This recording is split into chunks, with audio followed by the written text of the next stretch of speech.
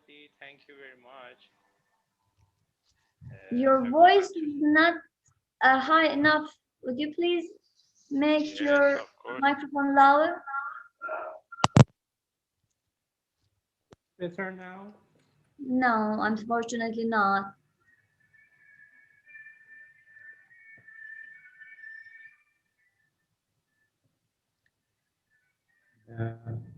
Can you Yes.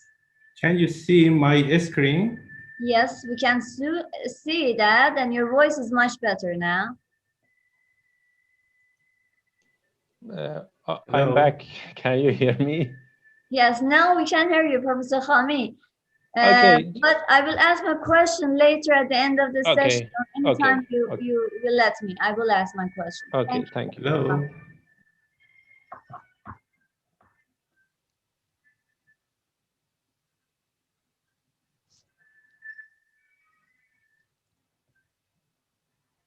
Yeah, can you hear me? Yes, clearly. Oh, excuse me, I can't hear you. Okay.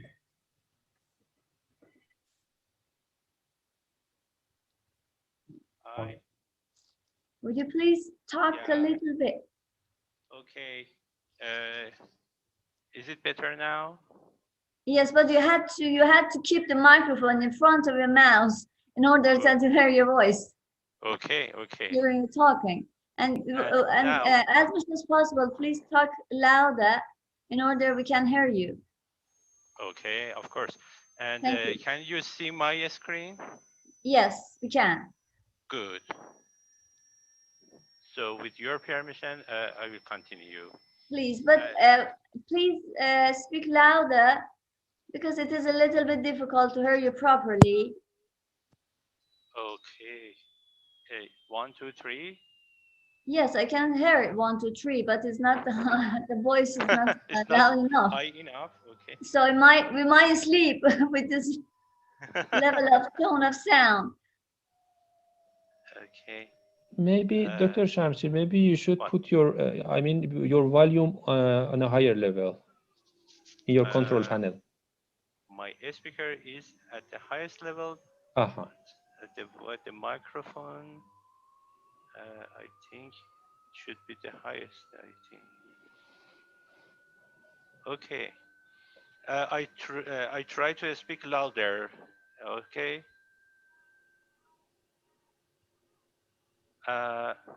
It has been written that it was better without hands-free. I don't know. It depends on the laptop that Professor Shamshiri has. Okay. What about now? Great. It's absolutely great. Wonderful. Okay. You cannot sleep anymore. Now, okay. It started. Okay. I have 3 presentations today. One about principles of critical appraisal, and the other one is about standardized reporting guidelines. And after break, we will review some critical appraisal of observational studies. I mean, as Dr. Hami said, cross-sectional studies, case control studies, and cohort studies. Now, in first session, we review critical appraisal definition, general consideration, and general questions for appraising evidences related to observational studies mainly. And first of all, I want to review the definition of evidence-based practice again, which is the integration of best research evidence with clinical expertise and patient values. And I want to focus in this definition on clinical expertise. It should not be interpreted as expert opinion. The clinical expertise, as noted in the picture below the slide, is your clinical judgment, not expert opinion. So, as you know, for evidence-based practice or evidence-based dentistry, we have at least 5 steps: forming answerable question, searching the evidences, and now we want to critically appraise our findings in the databases. So what's the meaning of critical appraisal? The critical appraisal referred to the application of predefined rules of evidence to a study to assess its methodological quality and then the clinical usefulness of its results. So we should at first be certain that what we found in the databases are valid according to the methodologic points of view, and then we should focus on the results and find that is their finding are clinically useful for our patient or not. This is another definition by CEBMA from Netherlands, which say critical appraisal is the process of carefully and systematically assessing the outcome of scientific research or evidences to judge its truthworthiness, value, and relevance in a particular context.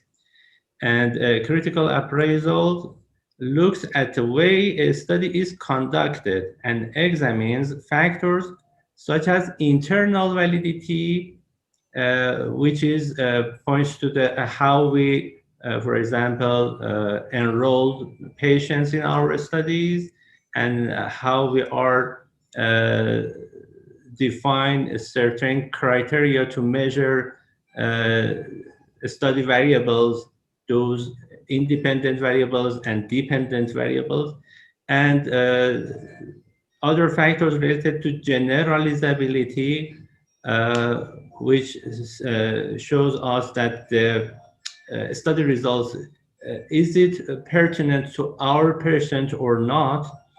And again, the relevance of the results to our clinical setting.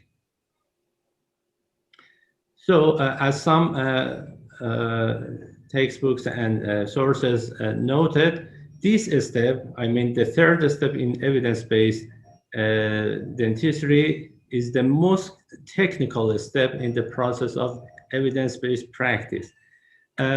If you find some evidences from appraised sources, I mean guidelines or systematic reviews from Cochrane, you could be confident that these evidences are appraised and good to use in your clinical settings. But other resources, even if they claim that they had critically appraised their evidences in their websites or in their journals, but you should have a minimum expertise to critically appraise those evidences, and yourself, you should be confident about the results of those evidence. Okay, here's some initial appraisal questions you could ask for every evidence.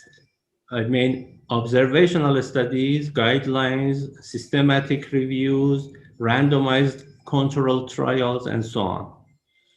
The first one is the evidence from a known reputable source?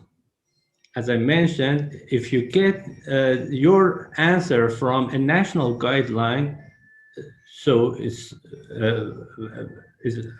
both known and reputable source for your practice. But if you find your answer in PubMed or Medline, the answer is not. The second question, has the evidence been evaluated in any way? If so, how and by whom? So again, it's emphasized that who critically appraised the source that you find in the internet, for example. Is it a peer-reviewed journal? So it's not top level of critically appraised. But if you find your answer in Cochrane systematic review database, you can rely on the results of that systematic review. And how up-to-date is the evidence? It's very important. It's very important. One thing that you should consider is that those who provide the best evidences for practitioners have some expiry date for their evidences. For example, for a systematic review, maybe 2 years is maximum usage, and the authors should renew their searches and add the new evidences to their systematic reviews, for example. And also guidelines and national guidelines should be updated frequently. So it's the difference between the evidences and primary studies. The second questions look at the study itself and ask the general appraisal questions. There are 4 questions here provided to you. How was the outcome measured? The outcome means your clinical endpoints. Is that a reliable way to measure? That means, is the authors or researchers select a good study design for their research question? Can they control confounders or biases in their studies? And other points that it's specific for each study and design, which we speak about them in each study design separately by its appraisal tool. The third question, how large was the effect size? And here I want to ask you to focus on clinical importance of the findings. The effect size actually is a biostatistical or a statistical terminology. But in evidence-based dentistry, when we speak about the effect size, think about the clinical importance. For example, if you have routinely a method for your patients and you have a successful results at, for example, 80% of cases, when a company come to you and said, our intervention make your successfulness from 80 to 85%, this 5% increase of success, is it clinically important for you and your patients? You should think about these differences between the study groups, routine groups and new intervention groups.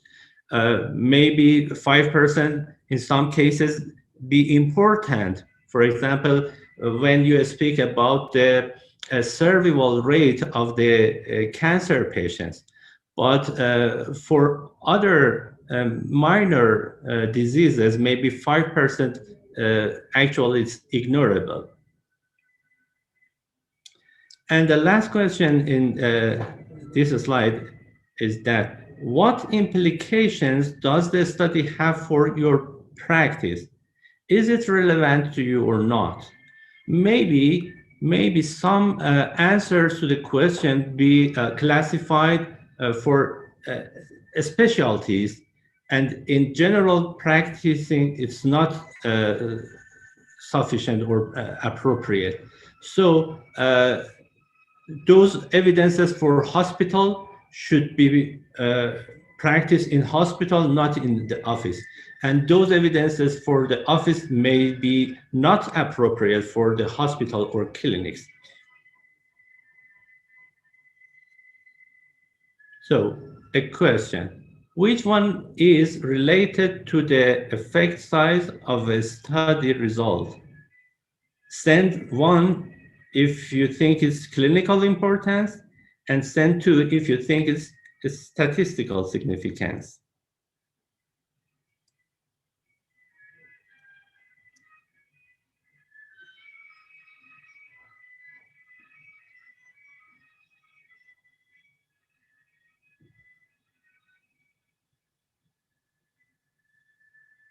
Okay, thank you.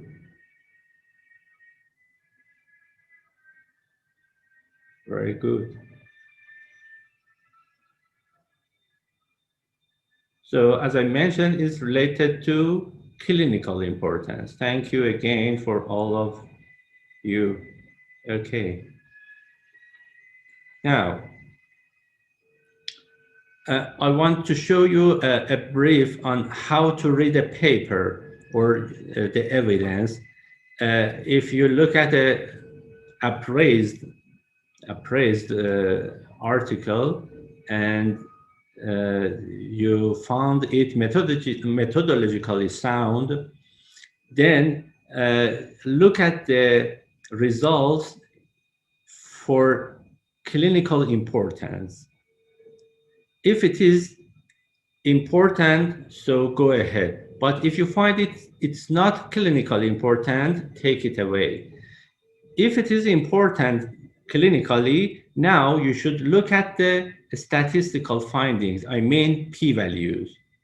If the p-value is meaningful and significant, so the clinically important findings could be reliable, and you can apply the findings. But if the clinically important finding is not supported by the statistical method and get non-significant p-value, it shows that the power of a study is low and it's not reliable. I think it's a very important slide in my presentation. Here is my references for this presentation, and I have 30 minutes for the next presentation. Is there any question now? Thank you. Thank you, Professor Shamshiri. It was great. May I have a question? Of course. About the effect size. You gave an example about the effect of a medication. For example, if a medication is produced by a company and it has a significant effect of, for example, improving the health of patient about 8%, but if another medication produces by a company and causing improving of the medical health of the patient 85%, this 5% is defined as the effect size? Yeah, we said that it's as an effect size, and you should decide that both for this difference of effectiveness and the cost you pay for this 5% gain. So the cost also is important, and you should speak with your patient and decide that, for example, in your practice, you may find that the new treatment is better than the routine, but the patient may not be accept to pay for that. Is there any clear definition for the effect size? Yeah, actually, by a statistical method, it has a formulations, and there are some categorization to say that the effect size is high or moderate or low. No, But just definition of that term. the effect size. Yeah, just the definition of that term. Would you please let us know? Yeah. The effect size means that the effect that you gain by new treatment, is it high or low? In evidence-based dentistry, it's equal to clinically important terminology, yeah? Okay, and it depends also, so the factor of cost also has an important effect on the effect size, the cost. Yeah. Yes, you are right. Thank you. Thank you. You're welcome. So thank you, audience, for your participations. Probably we have a short break, isn't it, Professor Hami? Yes, according to the program, now Dr. Shamshiri should continue his second part of presentation, and after that we will have a break. Okay, there is a question of one of our participants. The question is from Professor Shamshiri. You can read it in the chat box. And the question is that, is it correct that we couldn't rely on company search? It is the question, Professor Shamshiri. Of course, no, we can't rely on company search, but beware that their studies are supported by them, and maybe is I want to say it's a conflict of interest. They pay for the researchers, and maybe the results deviated to their intervention. And the second one is that the companies focus on statistical significance of the differences, not clinically importance. So most of the studies which supported by the companies have a large sample sizes and huge participants enrolled in those studies, and with huge number of participants, statistical significance gained for a small effect size, small differences between treatments. So be careful that your justification and judgment should be based on clinical importance and then a statistical significance. So if you good reader of the papers, even the papers supported by the companies could be reliable and informative. So by your explanation, a question appeared on my mind about the corona. Last night I found that the two type of vaccine, one from USA and one from Oxford University, has been released, and it was injected to the patients. So can we trust on the result of those companies because they have a study on the large population before that? Because we have no effect size now. Do we have? It's a great example. As you know, the vaccines are highly sensitive interventions on the population, and Ministry of Health of each country, and also WHO, World Health Organization, there are the very restrict regulations to accept the results of trials on vaccines. So I think when the vaccines are certified by international agencies such as WHO and is validated by the Food and Drug organizations in each country, everybody could rely on them. But in some cases, I want to present another example in COVID context. For example, remdesivir, it's highly supported by the Gilead company, and there are very controversial results from different studies. And as you know, in the US, the CDC prescribed the remdesivir for critically ill patients in ICU, for example, and not intubated. And for example, in our country, in Iran, it's not included in the treatment protocols. But it's different from vaccines, which is generally introduced to the healthy people and population in all over the world, and it's highly sensitive.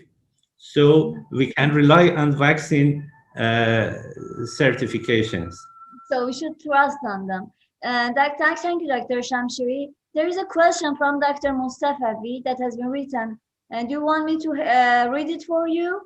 When the result of a study is statistically significant but not clinically significant, statistically significant but not clinically important. So can we say that the researcher did not consider the clinical difference, which is important from the first of the study, and maybe they do not know the clinical difference, which makes sense? Yes, as I mentioned, for commercial interventions, it's happened frequently when the foundation provided by those companies, they know that they can't get a significant difference between their intervention and routine intervention, and they raise the sample size to get significant p-values. And the audience should be aware about the clinical importance. Maybe the researchers also know that this clinical difference is maybe not important. However, in some cases, maybe the patient ask the doctors to get the best treatment, even if there is a significant difference with routine care. It depends on the patient, and it could be informative in these cases. And these studies have a high statistical power, so we can rely on them more than other small studies. But we should beware about the clinical importance. We should discuss these differences and the cost with the patient. It is one of the three circles you included in the first slide you shows, the patient's idea, the patient's perceptions of the treatment. That overlap together at the end, evidence-based dentistry or evidence-based result was in the middle of the overlap of the three circles. Thank you. It is a very clear answer to our question. Appreciate it. So we are waiting for the next presentation of you, Professor Shamshiri, please. Okay. So here my next presentation is standardized reporting guidelines. And here the guideline is not the clinical practice guidelines. I want to show some instructions or checklists for reporting the studies. It may be more beneficial for the researchers, not practitioners. But if you know how the researchers report their study outcomes and, for example, methodology and results, you can better find the important part to appraise them. So here I provide some checklists for different studies. The most famous is Cohort checklist for randomized control trial. Strobe for observational study, Prisma for systematic review, Esprit for making a randomized controlled trial protocol, STARD for diagnostic and prognostic studies, CARE for case reports and case series, the AGRI checklist for clinical practice guidelines, SRQR for qualitative research, ARRIVE for animal or preclinical studies, SQUARE for quality improvement studies, and CHEERS for economic evaluations. For example, cost effectiveness analysis or cost minimization studies, and so on. Here, I want only just show you the Strobe statement because my next presentation is related to analytical and observational studies. Here, they provide a combined checklist for cohort, case control, and cross-sectional studies. As you see here, they start from the title, and they have two items for title and abstract. The first one, 1A, indicate the studies designed with a commonly used term in the title or the abstract. Here they emphasize that the readers should get the study design from title or abstract. And the next one, 1B, is provide in the abstract an informative and balanced summary of what was done and what was found. So the reader could find rapidly that this evidence could answer his or her question or not, and then can decide to read the full text or not. The first part of the full text is introduction, which starts with background and rationale, and followed at the end by the objectives, which should be clearly stated. Because in evidence-based dentistry, we have clear questions. The majority of this checklist is paid for methodology. It consists of 2 slides, a study design, present key elements of a study design early in the paper. As you know, for each study, we have some sub-studies. For example, we have, I will introduce you some of them. For example, for cohort study, we have historical cohort study, we have concurrent cohort studies or mixed cohort studies, we have trend studies, we have panel studies. All of them are cohort studies, and we should, researchers should clearly state the study design in the method. The setting is important. As I told you, the setting, in the office, in the home, in the clinic, in the hospital, it should be stated. And maybe some studies perform a multi-center studies, and it should be stated clearly because multi-center studies, in case of generalizability, is better than those studies which perform in single centers. Vice versa, those studies run in a single center have an internal validity higher than those studies run in multiple centers. So we should think about that, which one is better for our patient. Those studies with high internal validity or those studies with high external validity. The external validity is equal to generalizability. And the next item is related to participants. For cohort studies, it should be given the eligibility criteria and the sources and methods of selection of participants.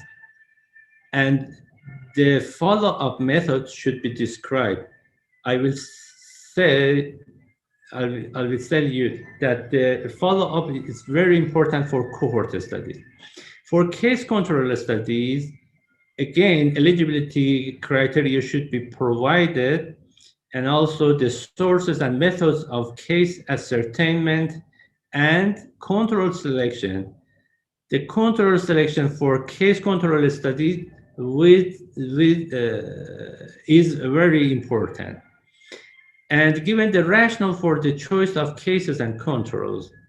And for cross-sectional studies, again, eligibility criteria should be provided and the sources and methods of selection of participants. As Dr. Khami mentioned, for cross-sectional studies, we have the researchers should clearly state who, when, and where in their methodology.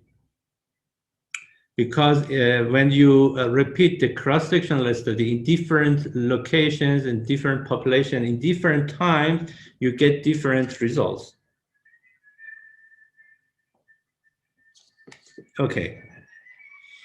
And for advanced designs for cohort studies and case control studies, maybe the researcher use matching, and the matching strategy should be defined clearly and their consequences, because when the researcher choose a match design, they should perform match statistical analyses. So it's the match studies are more complicated and should be critically appraised carefully. The next item is variables. We categorize variables as outcomes or exposures or predictors or potential confounders and effect modifiers. All of them have their methodological definitions. Maybe you know, otherwise you can find them in the epidemiologic books.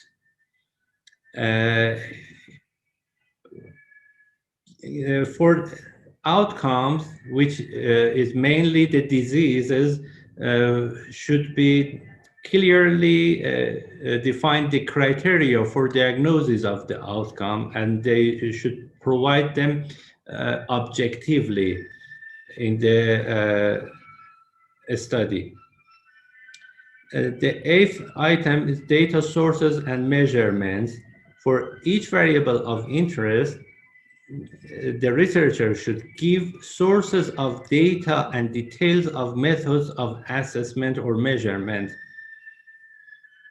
Always we say that the methodology should be written in a way that everybody from this methodology could be able to repeat the study exactly as the researcher performed. So the comparability of assessment methods in each group should be certified. It's an important item in the studies that have more than one group, 2 groups or higher. The act of the researcher in each group should be consistent, and it's very important. The continue for the method is about the bias. Bias means systematic errors. The systematic errors. Those errors that make the results overestimated or underestimated. Opposite of systematic errors are random errors, which is different from systematic errors. Systematic errors should be explained in the study, and the researcher or authors should be written how they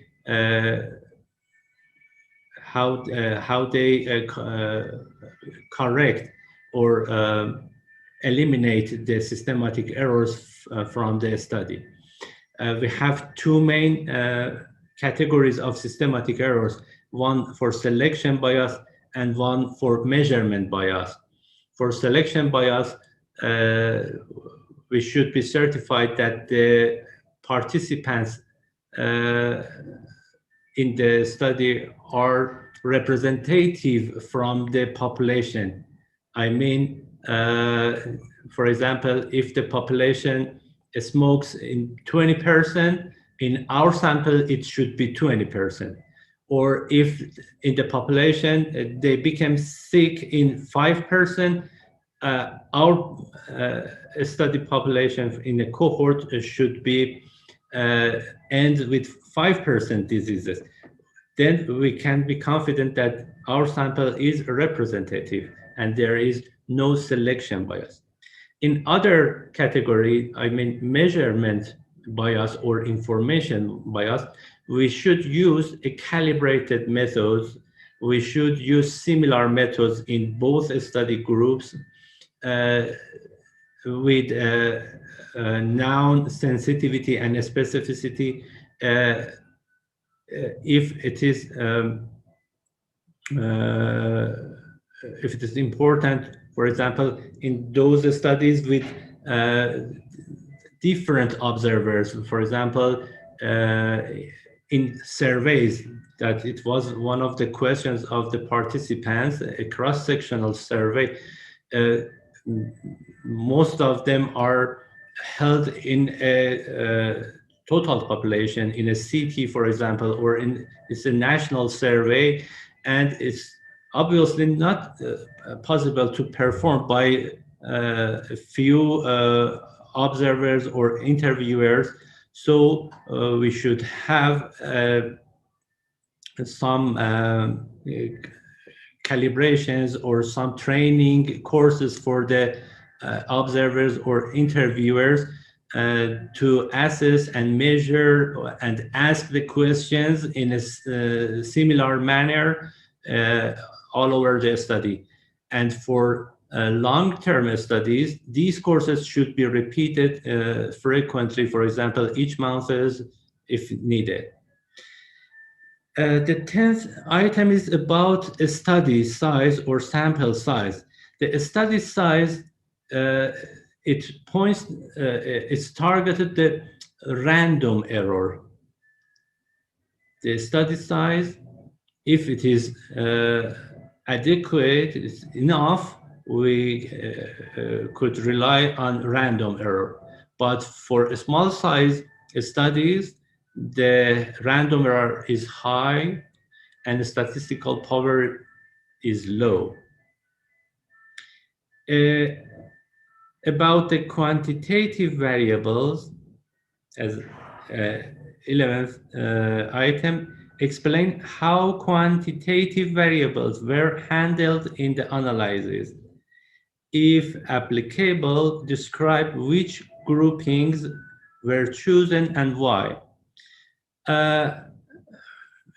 You may know that in statistics, we mainly have two types of variable: quantitative variable and qualitative variable.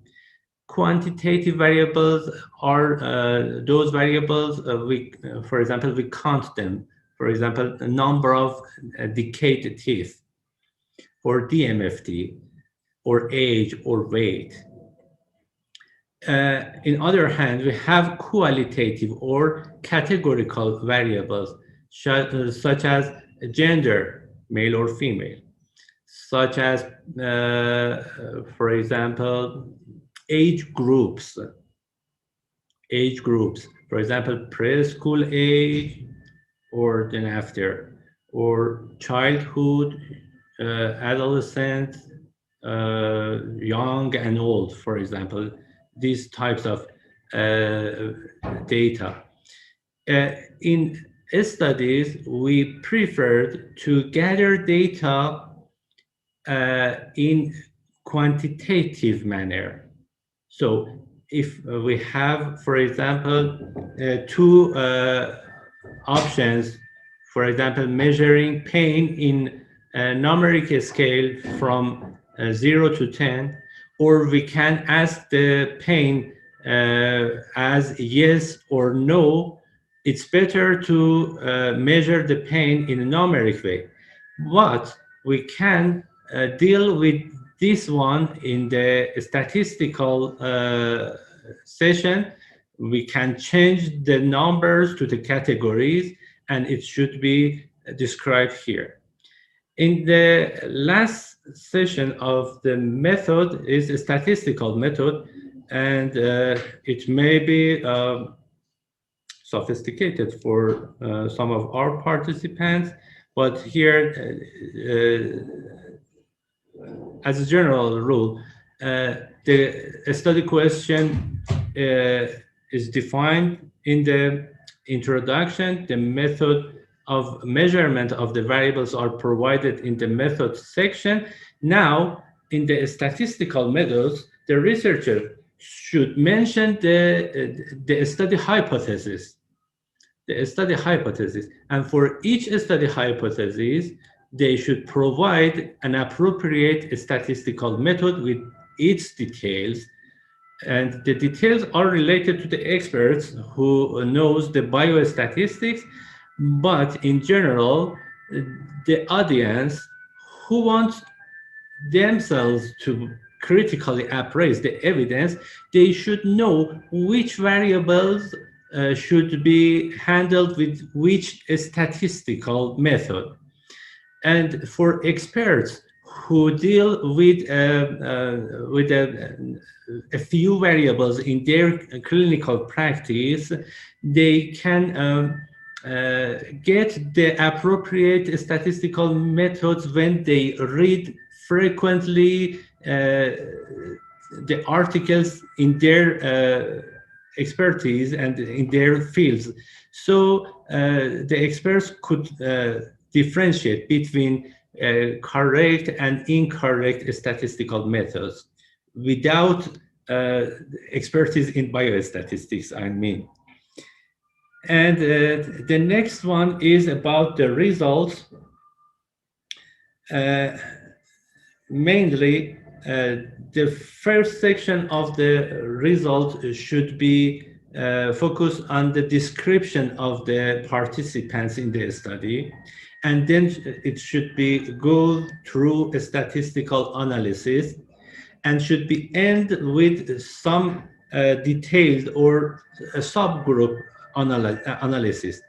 Or maybe we can divide the statistical analysis to a simple analysis or 2x2 variables analysis, and at the end it should be provided by multiple analysis. I mean, for example, with multiple regression analysis and so on.